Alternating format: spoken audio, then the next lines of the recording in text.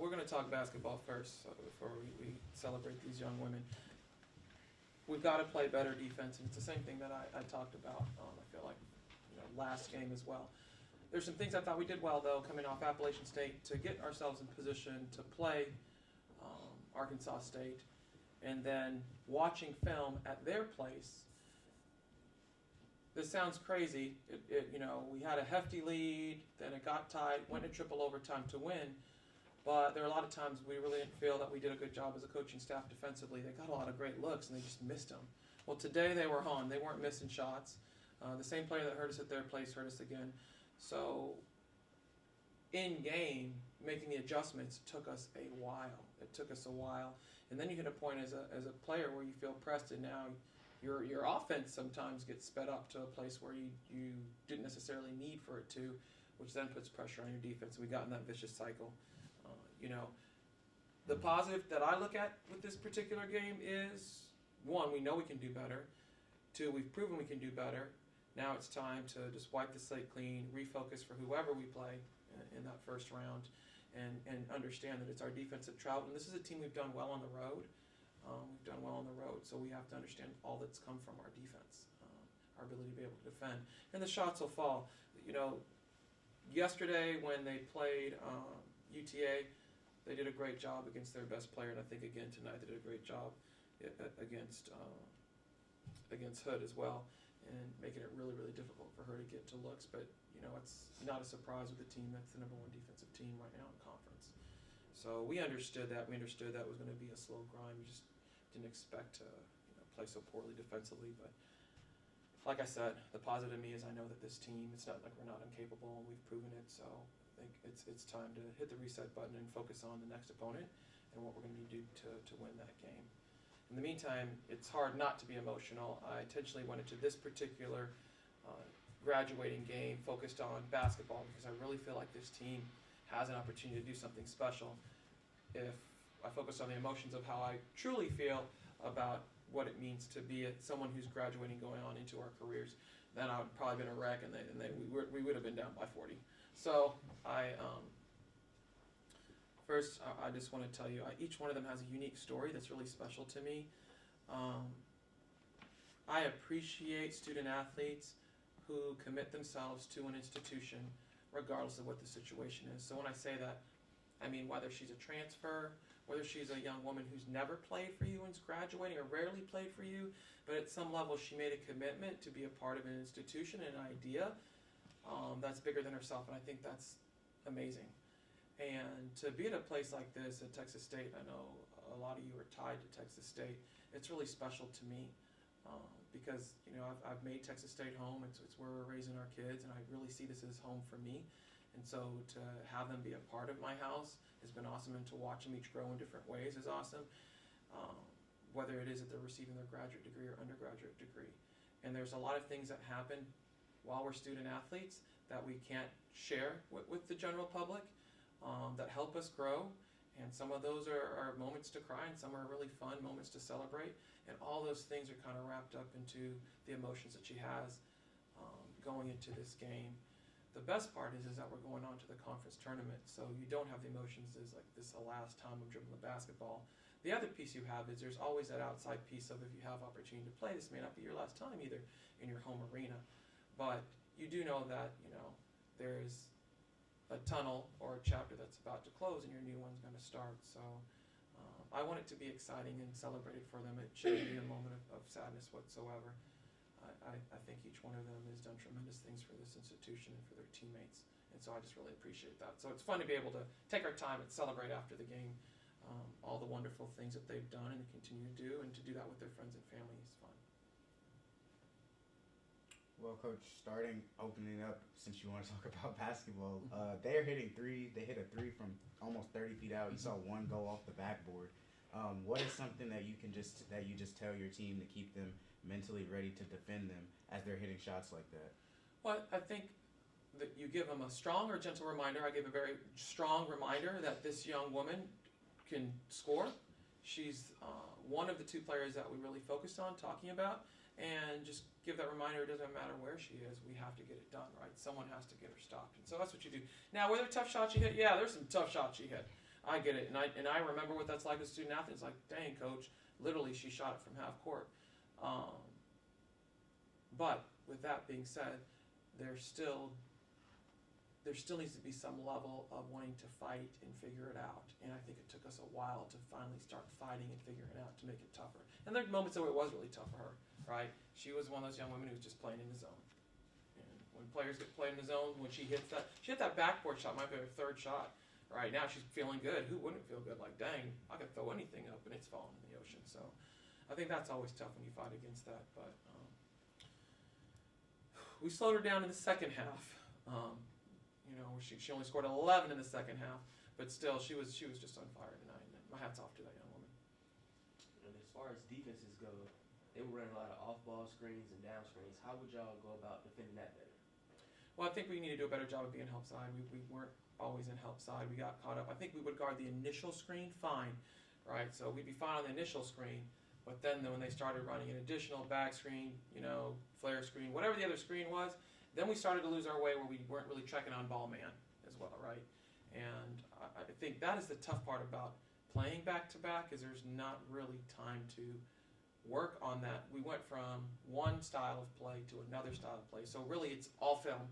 So you got to be able to focus and draw upon the last time that you played him. And honestly, Coach Foley hasn't changed how he's played since he's been coaching 40 years ago. So he runs his motion offense. You've got to make the in-game adjustment immediately. Now, Coach, what makes this team different? Because, for example, I've seen that Joe Foley, this great coach, this team is very good defensively. The Trojan team is one of the best defenses in this conference. And we saw that there was some technical fouls, foul trouble, things like that. It seemed really chippy. What was something that caused that on this team? Was it the defense from the Trojans, or was it just the energy? I just think it was just really physical. Yeah. I think it just happens. It was just a really physical game. And I think both teams are passionate. Right? Obviously, the Trojans wanted to win a game, and we were trying to clean it up so we can head out with a win for these young women. So it was emotional in some ways. I think that's the chippiness you saw. I don't think it was anything different that either team did, scheme-wise. For any of the players, I know it is an emotional day for you guys. What are some of the emotions that y'all had before the game, and now that you're here after, how are y'all just feeling? Are you just happy you got through it, or what are y'all going through right now?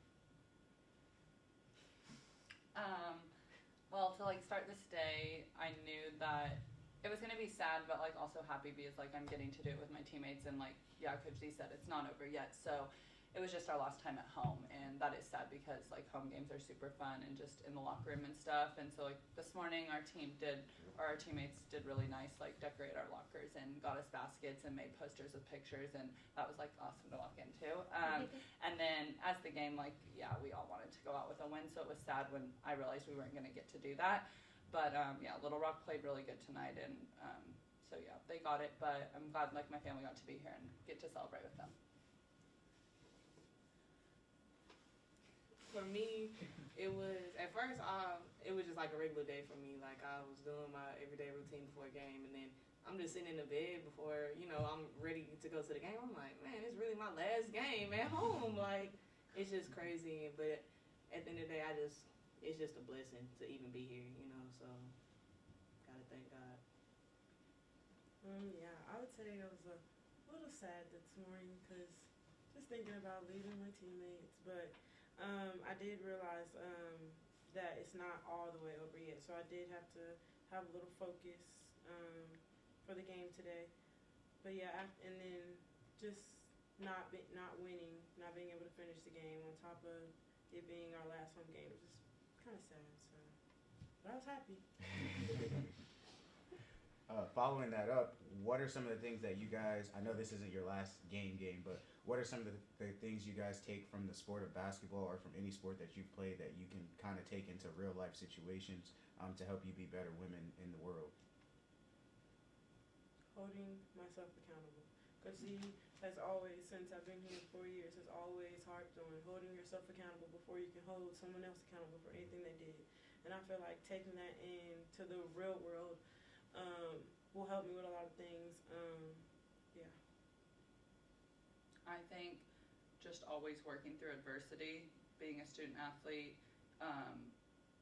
managing my schoolwork, and I really take pride in that. So not just getting by, doing a good job, and then as well as always doing one of those two in basketball, and then like you're gonna have challenges within yourself, and you're working with so many different people that come from all over, like all different states, and a coaching staff, and like that's why I came to Texas State though. Like I felt it was a good way for me to end, but just like working through challenges, I feel like that relates to when you get a job and you grow up, and Mine will be the same as Gabby, like just working through challenges, knowing that life could throw you anything at any time, and you gotta adjust to it at any given moment, no matter what you're going through.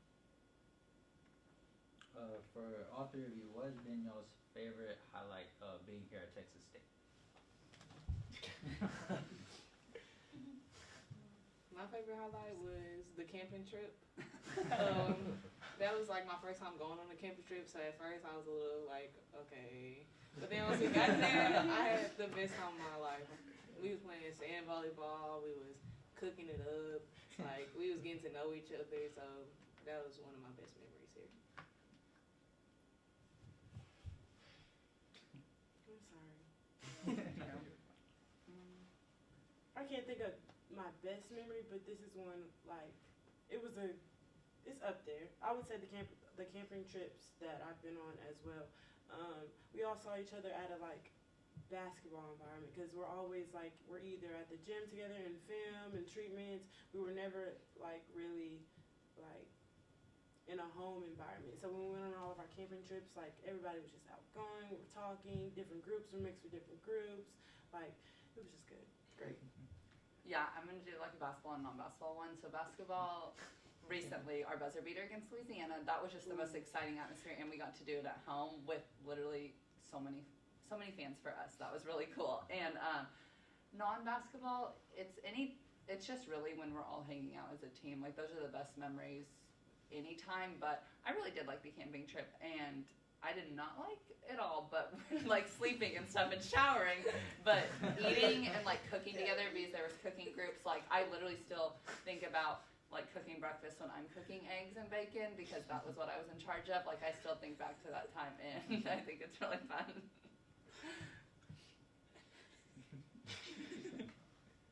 For Coach Z, I wanted to ask, last year, obviously you guys went to the tournament, got a win, and then tested Troy, the number 1 seed. This year, you go into the tournament. I don't know if we know for sure who you guys play yet, if anybody knows. But South Alabama. What is the one team that we didn't have the opportunity to play? I was gonna say. So what do you have? Like, what challenges do they present since you haven't seen them this year? Is the first question. I'll be honest. I don't know the challenges. I do know that we had a coach working on that scout until that game was canceled. Okay. So we'll get on top of it. I'm working through my own personal emotions right now, just how everything played out. Because I think that if people knew how hard this team worked and how we made a collective decision, starting with me, to play games, right?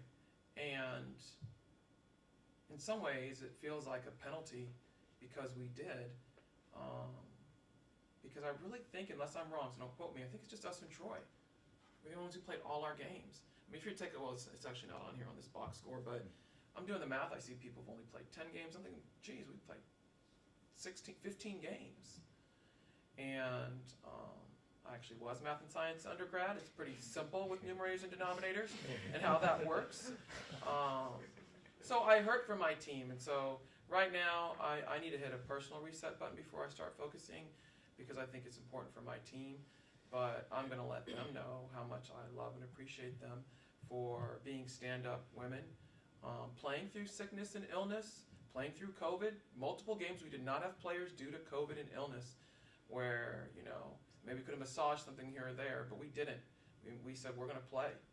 And that's why you play the game anyway, right, is to compete and play, to put yourself out there. And so I'm proud of that. So as we head into the tournament, let me get back to it, Deshaun. As we head into the tournament, I have no fear, because we've played a lot of games, and we didn't hide from anybody, and we've been tested, and we got tested again tonight. So I'm not sure what South looks like. I know they're playing better, for sure. And so I think that's where my mindset is going to be at this point, just taking all of my emotions and bottling them into something positive for this team, and that is we played more games than most teams in this conference, won a lot of those games. Let's take that, learning lessons from those 6 losses, take those, and get ourselves prepared for South. Because that's all that matters. What side we're on, who's next, does not matter to me. My focus is going to be on South Alabama, and Coach Fowler does a great job. He does a great job. I know that they're very heavy and guard-oriented. They're guard-oriented, so that's going to be really important for us because we know we've got to work on containing off the bounce. So that I can tell you. That's what I know about him. But I'm excited that it's somebody we haven't seen, to be honest with you. And I'll be excited if it's somebody we have seen, you know. But I'm excited that it's somebody that we haven't seen.